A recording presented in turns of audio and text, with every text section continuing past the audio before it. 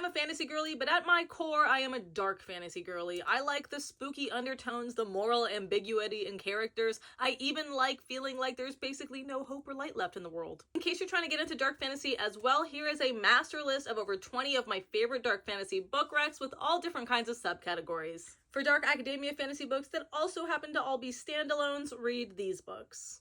If you want fantasy with grim, dark war elements to it that can be a little brutal at times, read these books. For darker YA fantasy, read these books. For dark fantasy with vampires, which are just a true staple in this category, read these books. For dark romantasy books, where some romance scenes could be just as twisted as the plot, read these books. For dark fantasy romance books that are also indie books, read these ones. And lastly, here's a few dark fantasy books that are on my TBR and I'm hoping to get to in 2026.